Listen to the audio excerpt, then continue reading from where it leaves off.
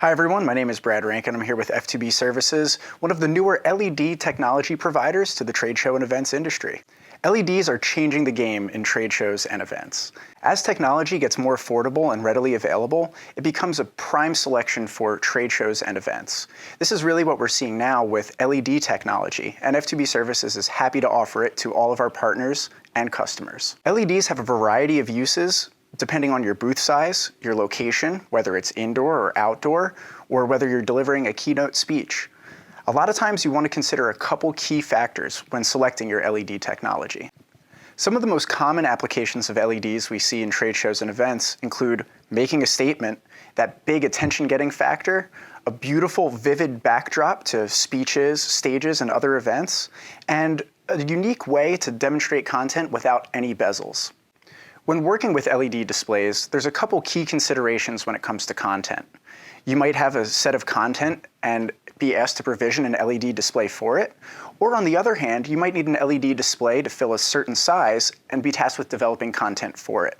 We'll talk briefly about the two selections and the two options you can go with, and how they really affect the way that content is produced. Let's say you're given an HD signal and you're tasked with providing an LED display to show that content. Well, there's a couple key considerations there. First, how close are attendees going to be to that screen? That really determines the pixel pitch, or distance between each individual pixel on the LED display. The larger the pixel pitch, the farther away attendees can be without realizing that there's pixels present. A question you might want to ask yourself when it comes to content is, do you have the capability to produce custom content on your own or within your organization? Custom content makes working with LEDs a lot simpler.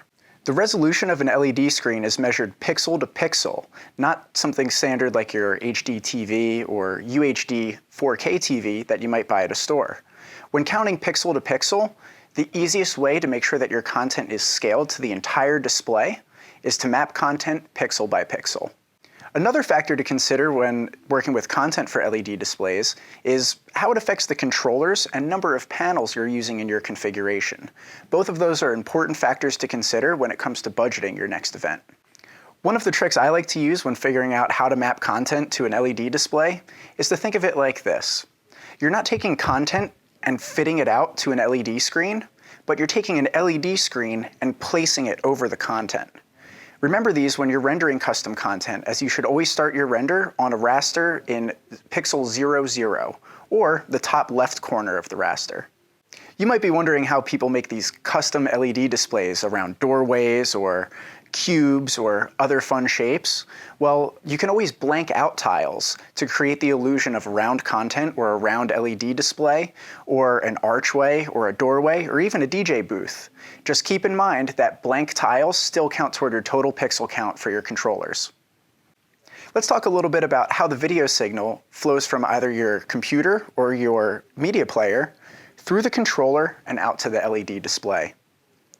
There's two ways you can see it. One is using a product that F2B Services offers, such as the Novastar VX6S or VX4S, which is a controller and scaler built into the same device.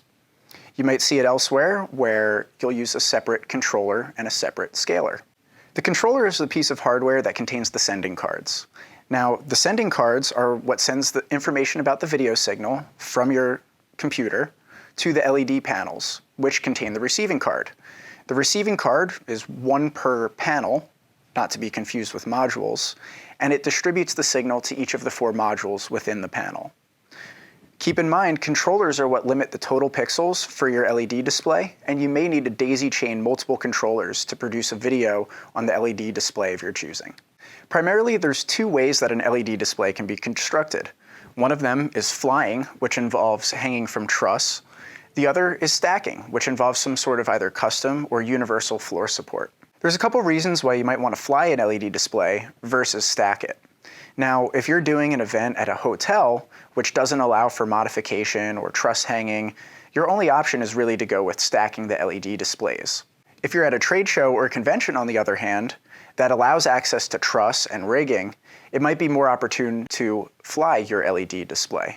One of the unique aspects about flying LED displays is that it enables you to build LED displays outdoors, as truss can easily be set up and dismantled regardless of the venue. Keep in mind, if you're stacking LEDs, spend that extra time leveling out the front row, as it can create a cascade effect up the display, and you'll notice any sort of unlevelness or discrepancies tenfold. When mapping content to an LED display, there's a couple key considerations to have in mind. First, how many panels are needed to support the resolution of your content? How many panels per port does your controller support? Which in turn will tell you how many controllers you need. Last but not least, how many panels per 16 amp power run are supported in your configuration? That'll tell you how much power needs to be sourced from the venue. We understand how hectic the trade show world can be and how the technology aspect is usually just one part of your entire responsibility. So it can be tough to worry about the structure, the building, the content, the mapping. So that's where we come in. For more information on LED displays and how they can enhance your next event, visit f2bservices.com.